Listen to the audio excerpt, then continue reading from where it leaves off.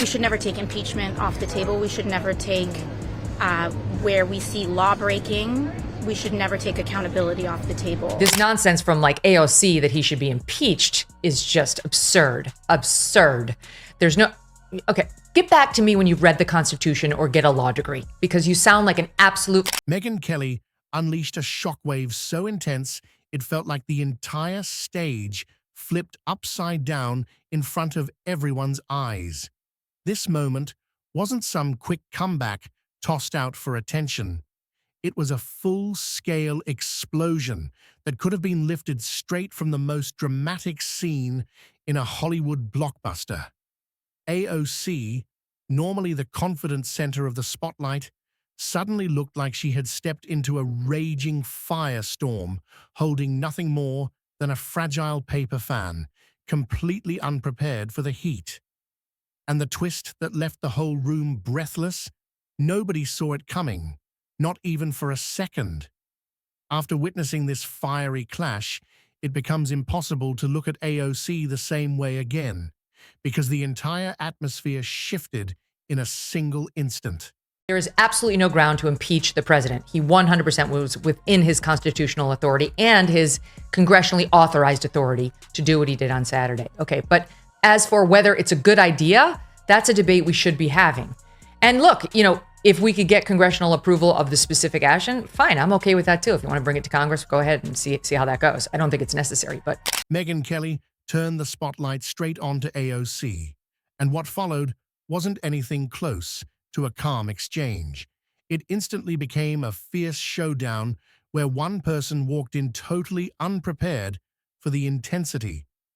Kelly didn't simply point out small cracks in AOC's polished image.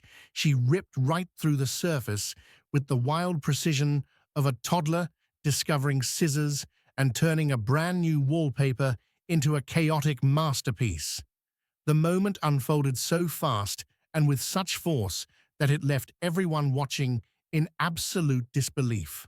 Check in on AOC and see what she has to say. Reaction on what's going on with Elon Musk and President Trump on Twitter right now. Oh man, the girls are fighting, aren't they? I think this breakup we've been seeing a long time coming, but we'll see what the impacts are of it legislatively.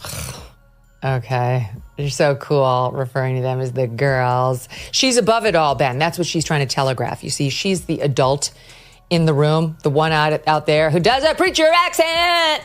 And she leans into her fake Latina accent. And like, she's the adult in the room. If you're enjoying this takedown, don't forget to hit that subscribe button.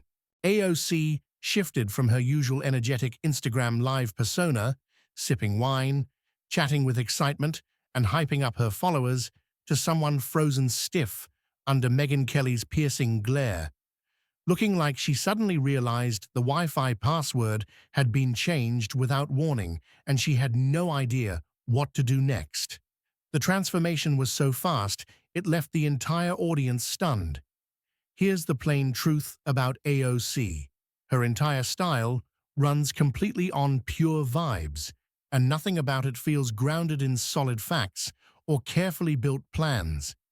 It's like watching TikTok-level drama wrapped inside dramatic hand gestures and flashy reactions that grab attention more than they inform. People don't tune in, hoping for deep, thoughtful policy breakdowns. They watch because she can turn a simple 30-second clip into something that feels like a wild mix between a TED Talk and a full Broadway performance crashing into each other on stage. Every moment is designed to look big, bold, and unforgettable. There's the true radical left, who's gone beyond all the identity issues. I mean, don't get me wrong. The person I'm going to show you is 100% wrapped in all of them, but like genuinely believes the Hitler fascist stuff, like is like distraught because they really think Hitler just got reelected. Most of them were just pretending, but then there are the ones who genuinely believe it, like AOC. We are about to enter a political period that will have consequences for the rest of our lives. Donald Trump has talked about turning the military on U.S. citizens that he deems his domestic political enemies. But Megyn doesn't waste time with empty theatrics. She delivers her points with a sharp precision that that can make even the boldest politician question everything they stand for. And that's exactly what played out here. AOC walked in confident, assuming her usual routine would land perfectly. Big gestures, passionate energy, and maybe a dramatic comparison, linking climate change to a surprise credit card bill. But Megyn wasn't impressed for even a moment. She pulled every point apart, piece by piece, until AOC stopped looking like a confident congresswoman and started resembling a student nervously trying to bluff through a book report they never read. The brilliance behind Megyn's takedown came from her method. No cheap hits, just clean facts, sharp logic, and a focused calm that sliced through AOC's arguments faster than glitter slipping through a washing machine. And the crowd, they weren't just entertained, they were stunned into silence. Watching Megyn quietly dismantle AOC's entire presentation felt like trying to build complicated IKEA furniture without the instructions. And the wildest part? The woman known as the voice of the people, famous for her humor, confidence, and designer sneakers, suddenly looked unbelievably ordinary. AOC has been out there on this, I don't know if it's campaign trail, I don't know what we're calling it, but this like fight the oligarchy tour with Bernie Sanders, from which, venue to venue, she travels first class, sipping her champagne, in the first class cabin as the losers and plebs walk by to coach. They're the ones she's really fighting for. And she's decided to ramp up her anti-Trump rhetoric in a way she's done before, but that could be deeply problematic for her if Trump actually decides to pay some attention to. AOC's public image is managed so tightly it makes an Apple product launch look like a casual backyard project. But Megyn didn't just notice the small cracks. She blasted them open wide enough for the entire world to see.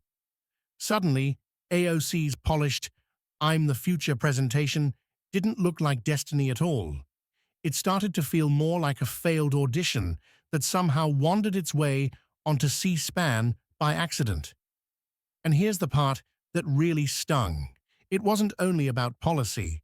Megyn went straight for the performance itself, the one area everyone else avoided like it was off limits. While others spent endless energy arguing over her talking points, Megyn ripped the curtain aside and exposed the entire show. The hand waves, the dramatic pauses, the carefully timed bursts of emotion. It was like pulling the mask off the Wizard of Oz, only to discover someone standing there with a microphone and a fog machine. Once you saw it, there was no going back. The reactions were priceless. Half the audience frozen, the other half laughing in disbelief. Somewhere, a Brooklyn barista was probably insisting AOC was still brilliant, even as she was getting flattened live. But none of that mattered. The illusion shattered on the spot. Megyn showed that the emperor wasn't just missing clothes. She was busy trying to return them for store credit. Report today that AOC may be getting ready to run for president, that her team is looking, and I know you've said she could potentially do it, but her team is looking at maybe Senate. Chuck Schumer is, I think, going to be 78 when he runs for re-election. That's really old, and the Democrats seem to get that now. Or she might just go for president. And at the same time, this happened today. The Republicans in the House introduced a resolution to honor Charlie Kirk.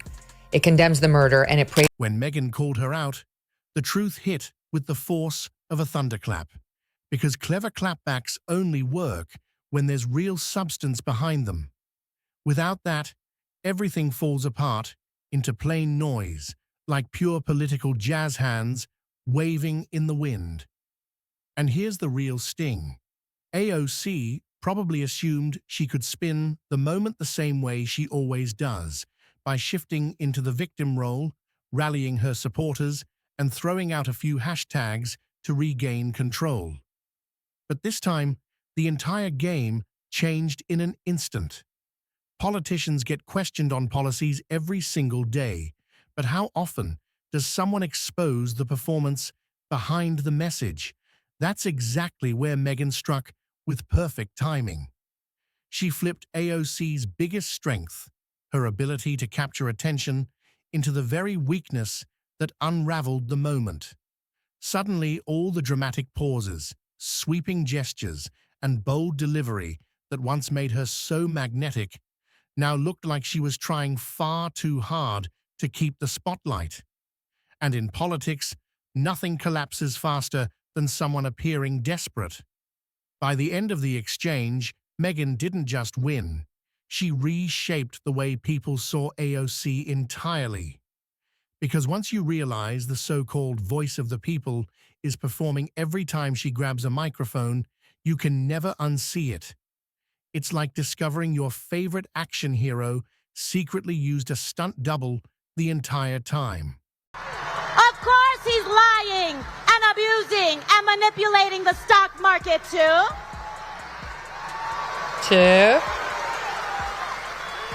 When he talks about rapists and criminals, he should look in the mirror.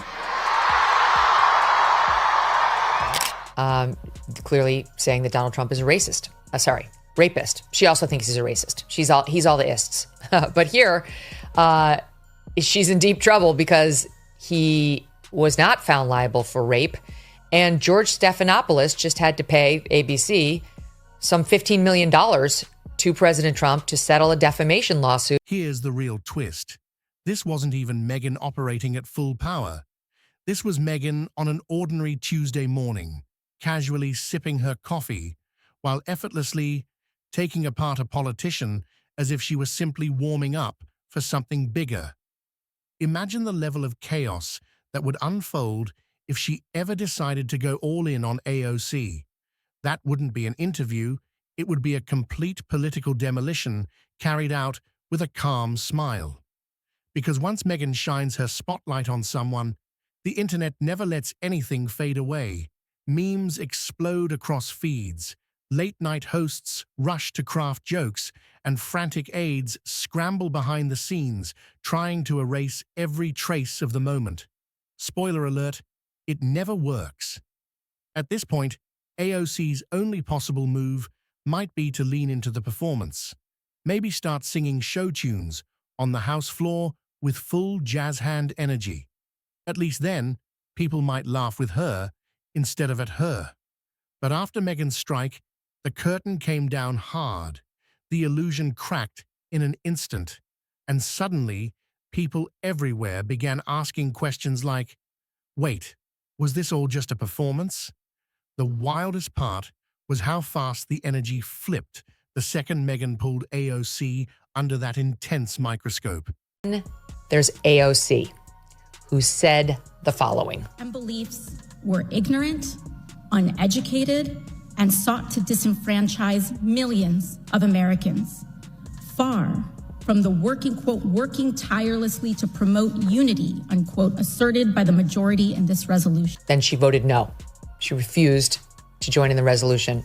Consequences to her politically for doing that? I would love to have her run for president of the Democratic side. It's a contrast, right? What you see is what you get.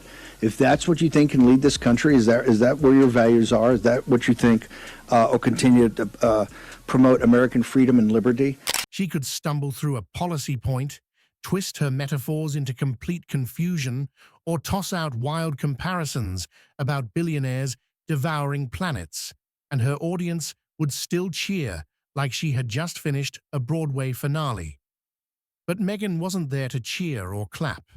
She stepped in and popped the entire illusion, and the air rushed out in one long, awkward hiss that everyone could feel. That's the harsh truth of performance politics. It only works when the crowd still believes in the act. And Megyn, with sharp and steady precision, pulled every string into full view. Picture AOC stepping into her signature speeches. The wide, expressive eyes, the dramatic pauses, the sweeping hand motions slicing through the air like she was conducting an invisible orchestra. Normally, people adore it. But this time, with Megyn exposing the pattern, every movement suddenly looked rehearsed, almost robotic. It felt like watching a magician repeat the exact same trick after you already know where the card is hidden. Impressive the first time, embarrassing after that. You could practically see AOC realizing it as it happened. Her entire brand depends on control, controlling the mood, the message, and the impact of every gesture and every glance. And the reason this is relevant is because a congresswoman who you may know as Alexandria Ocasio-Cortez has been telling us for years that she is from the Bronx. And recently she had a fight with President Trump over tweet, text, truth, whatever. And she played tough and said, "Oh, don't you mess with me. I'm a Bronx girl. And we eat Queens boys for breakfast," because that's where Trump was raised, in the Queens. And respectfully, AOC. Well, that's real cute, except she only lived in the Bronx until she was age 5. The rest of her childhood, 1 through 12th grade, in Yorktown Heights, which is Westchester. And by any measure, it is richer, nicer, and more white collar than the Bronx, with all due respect to my friends in the Bronx. She's pretending to be a Bronx girl because she wants this to be part of her origin story, the same way as she wants now to be called Alexandria Ocasio-Cortez. Once Megyn stripped that control away, everything around AOC started to fall apart piece by piece. Suddenly, she didn't look like a fearless leader stepping forward with confidence. She looked like a nervous performer, forgetting her lines in the middle of a big scene, unable to recover. Megyn calmly took apart her entire script, calling out each exaggerated gesture one at a time, and that made the impact even more intense. AOC depends on having clear villains to push against. She needs her opponents to look like dramatic caricatures so she can feed off that energy.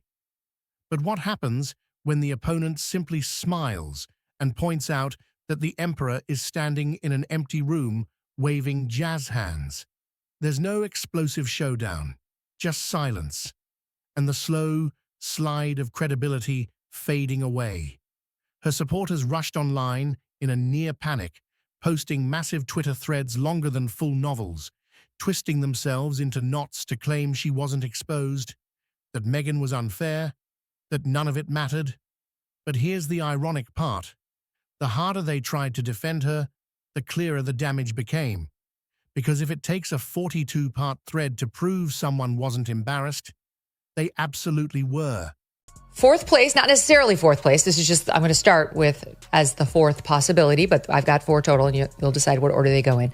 I'm going to kick it off with AOC. Okay. Her real name is Sandy Ocasio.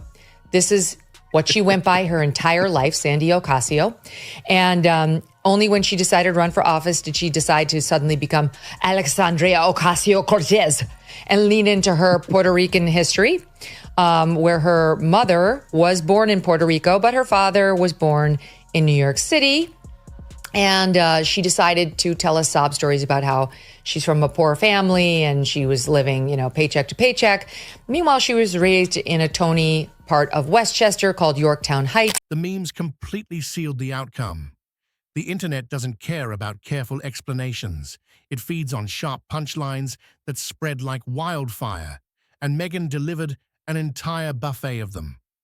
Clips of AOC's dramatic hand waves looped endlessly under circus-style music, turning every gesture into accidental comedy.